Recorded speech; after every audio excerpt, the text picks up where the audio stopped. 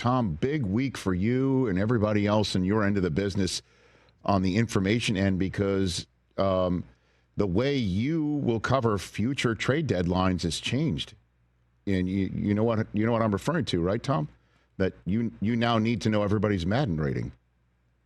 Well, I don't think it hurts. I don't think it hurts to know. Right. I mean, because that's a crucial piece of information as to whether somebody would be acquired or not on the trading block or not. Right, Tom? Here is what I would say regarding the report that was out there on a variety of different things involving Woody Johnson. Mm-hmm. I would start by saying Woody is the owner of the team. Yes. He can ask any questions he wants. He can say anything that he wants and weigh in on all these different situations. He also says a lot of things, and they're not always dead serious. This is what, you're going to do. Similar to, did he really want to bench Aaron Rodgers after 5 games, or is he challenging the people around him, which is something that he does a lot in meetings? Sometimes when things are repeated back or secondhand, they might augur slightly differently than what reality is. And that's not to criticize any of the reporting involved. I had heard a lot of the things that were in that story, but again, you have to have the context of who's involved and what the tenor and the context of those conversations are. Specifically regarding the Jerry Jeudy trade talks, I was covering that closely. Again, I can't say for certain. I wasn't there when Madden comment was uttered. What I can tell you was that deal fell apart because the Jets wanted to offload Alan Lazard and about $10 million fully guaranteed as part of the deal, and the Broncos weren't interested. They didn't want to take on basically, what they would have viewed as dead money for a player who, remember, Alan Lazard was a healthy scratch last season, and taking on $10 million guaranteed, it would not have given them the flexibility that they hoped to get in a trade. And so that's where the deal fell apart, was the Jets were insistent that they take Alan Lazard. They wouldn't do it. The Broncos end up getting a couple of late-round picks from the Browns instead in the Jerry Jeudy trade. I think that Jeudy himself has weighed in on this. Again, I would just go back to this, Rich, and I understand Woody Johnson's a really easy target. A big reason that there's such a focus on him right now is he doesn't have a GM or a head coach. The moment that you hire the GM and the head coach, people talk about the owner a lot less. That's the process that they're going through.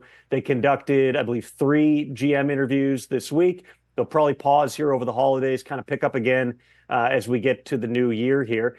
There's definitely going to be questions, but there already were questions about just the working environment and the things that various people have said coming out of that building. Anytime you have the longest playoff drought in North American pro sports, and you've had a quarter century of not a lot of sustained success, there's going to be those questions here. There may be some things where, structures have to be examined and the way that people communicate might have to be examined here. But I don't think, in no way is it going to stop them from hiring a competent head coach and general manager in New York. But will those be a part of the conversation? Absolutely.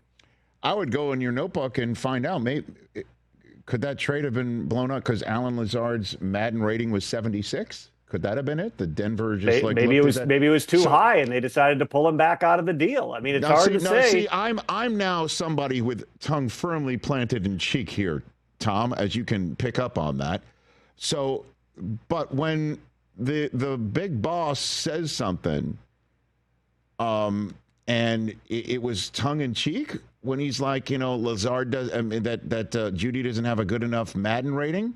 That was something that was just said in jest, and Joe Douglas took it to mean reportedly something more literal, and communicated that to George Payton. You know what I mean? Like, if there's an offhand comment, yes, right, that is relayed, and then that person relays it to somebody else, you may lose some of the context of it. Again, I would say this, and this is not a criticism of Woody Johnson, but the reality is Woody says a lot of stuff.